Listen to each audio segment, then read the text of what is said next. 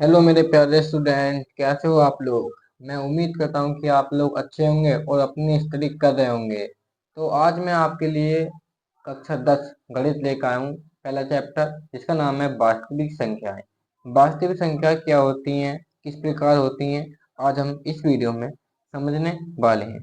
तो जो हमारे चैप्टर का नाम है वो है वास्तविक संख्याएं। क्या? वास्तविक संख्याएं। ठीक है। क्या है? वास्तविक संख्याएं, जिसे इंग्लिश में कहते हैं रियल नंबर। ठीक है। वास्तविक संख्याएं, ये हमारे चैप्टर का नाम है। ठीक है। इंग्लिश में कहते हैं, इंग्लिश में कहते हैं इसको रियल नंबर। क्या? Real numbers. ठीक है। नंबर्स। ठीक है, ये हमारा इंग्लिश में नेम है। तो अब हम देखेंगे कि वास्तविक संख्याएं होती क्या हैं। तो लिखेंगे आप वास्तविक संख्याएं होती क्या हैं। तो हम देखने वाले हैं वास्तविक संख्याएं क्या होती हैं। ठीक है। तो पहले हेडिंग डाल लेते हैं हम। तो वास्तविक संख्या। ठीक है।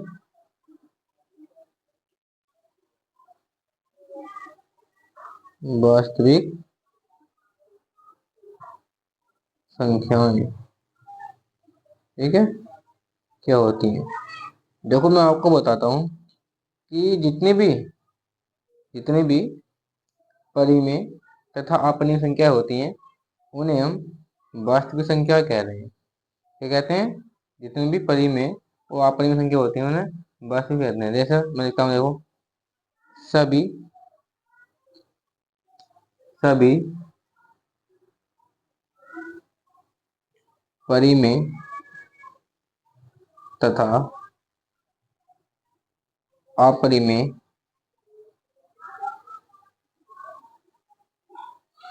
सभी परिमेय तथा अपरिमेय संख्या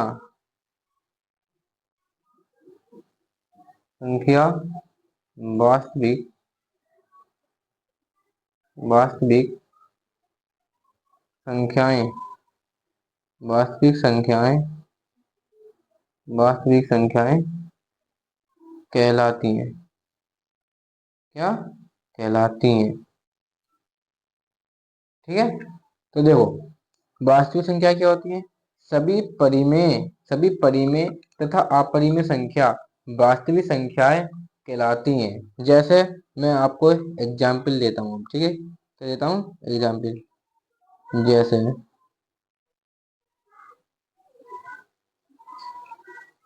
0 परिमेय संख्या है, 1 परिमेय संख्या है, -2 परिमेय संख्या है, और 3/4 परिमेय संख्या है, √4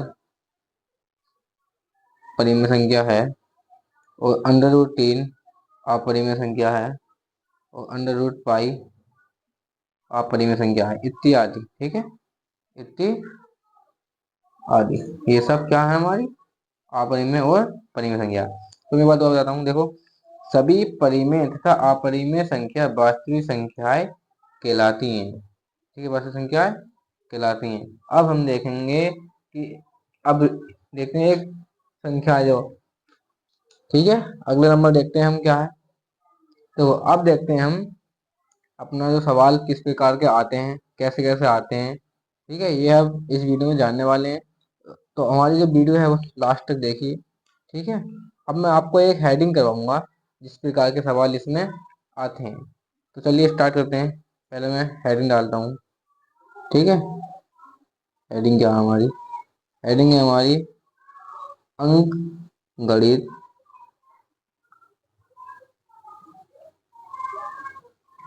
अंगणित की अंगणित की आधारभूत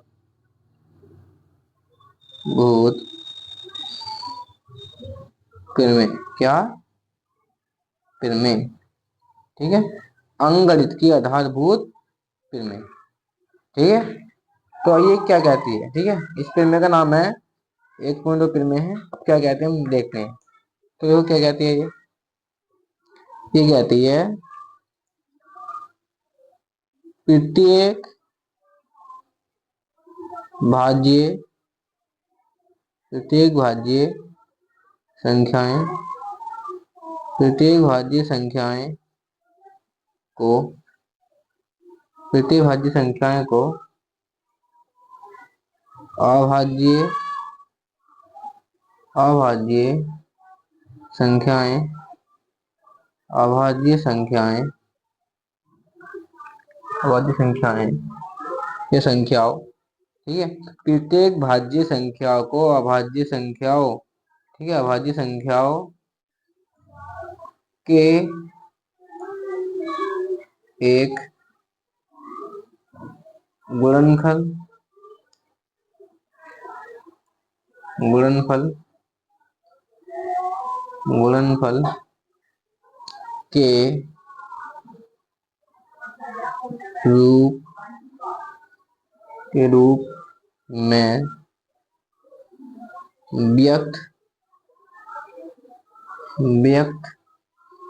किया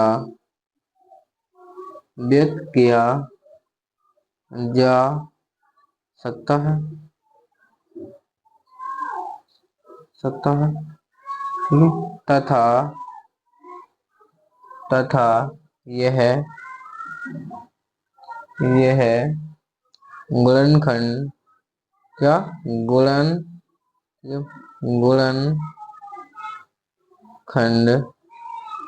गुणनखंड अभाज्य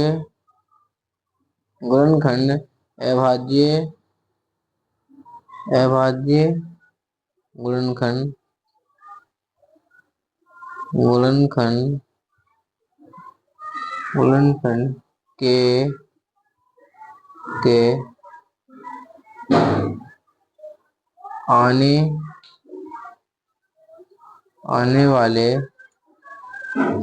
आने वाले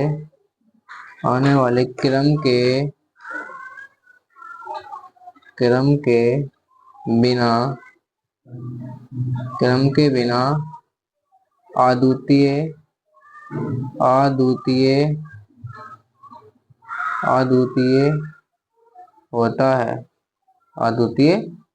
होता है। अब शुरू से देखिए, अंगगणितीय आधारभूत प्रमेय क्या कहती है? ये कहती है प्रत्येक भाज्य संख्याओं को अभाज्य संख्याओं के एक गुणनफल के रूप में व्यक्त किया जा सकता है तथा यह गुणनखंड अभाज्य गुणनखंड के आने वाले क्रम के बिना अद्वितीय होता है, ठीक है। अब मैं आपको एग्जाम्पल लेता हूँ, एक, ठीक है, एग्जाम्पल लेता हूँ। जैसे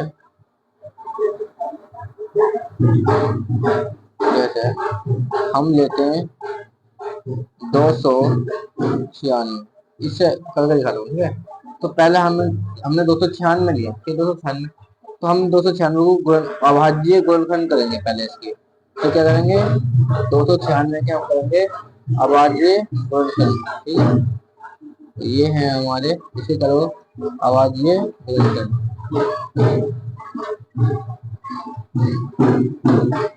ठीक है। ये करने इसके अभाज्य गुणनखंड, ठीक है। अब करेंगे हम इसके अभाज्य गुणनखंड, तो करिए।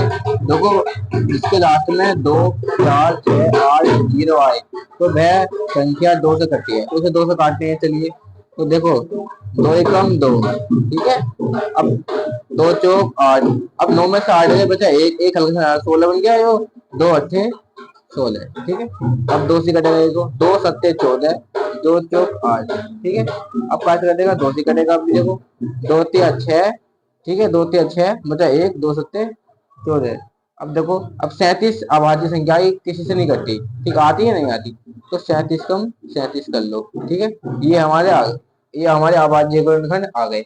अब हम इसे किसी रूप में व्यक्त करना है हमें, ठीक है, गुणनखंड के रूप में इसे व्यक्त करना है। तो कैसे करोगे? अब यहाँ पे लिखोगे, आप यहाँ पे लिखोगे 296 बराबर, तो कितने गुणनखंड आए थे हमारे? पहला देखो, एक ये आएगा, एक ये और एक 37, ये हमारा गुणनखंड आए। तो इसे लिखते कैसे अब हम ये जानेंगे। तो देखिए, अब सुनिए मेरी बात। अब देखो 2 कितनी बार है? 1 2 3, तो यहाँ पे हम करेंगे 2 की घात 3 गुणा 37, इसे ऐसे अभाज्य गुणनखंड के रूप में व्यक्त करते हैं। ठीक है, तो ये हमारा क्या हो जाएगा, ये हो जाएगा हमारा आंसर, हो जाएगा आंसर ऐसे। ठीक है, ये कहती है ये वाली विधि, क्या कहती है, या प्रत्येक अभाज्य संख्या को अभाज्य संख्याओं के रूप अभाज्य संख्या के एक गुणनफल के रूप में व्यक्त किया जा सकता है तथा यह गुणनखंड के रूप में व्यक्त किया जा सकता है।